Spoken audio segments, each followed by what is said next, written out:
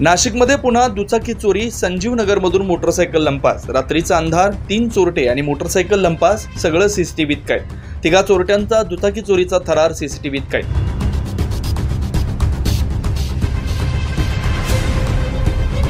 नाशिक शहरात मोटरसायकल चोरीच्या घटनांमध्ये दिवसेंदिवस वाढ होताना दिसते.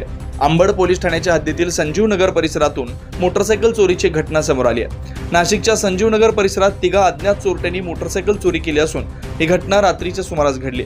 दुचाकी मालक संतोष दळवी यांनी आपली दुचाकी नेहमीप्रमाणे घरासमोर पार्क केली होती. मात्र सकाळी कामावर जाण्यासाठी बाहेर पडताना त्यांना दुचाकी गायब असल्याचं लक्षात आलं.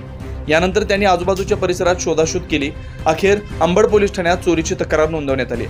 सीसीटीव्ही फुटेजमध्ये स्पष्टपणे दिसतंय की तिघा चोरट्यांनी रात्री अंधारात या परिसरात जाऊन मोटरसायकल लंपास केले. संपूर्ण घटना जवळील कॅमेऱ्यात कैद झाली आहे. पोलिसांनी तपास सुरू केलाय. नाशिक शहरात पुन्हा दुचाकी चोरीची घटना वाढत असल्यानं नागरिकांनी सतर्क राहण्याची गरज आहे. पोलीस या सीसीटीव्ही कॅमेऱ्याच्या आधारे चोरट्यांचा शोध घेतात. 9 न्यूज महाराष्ट्रासाठी वैभव घुगे, नाशिक.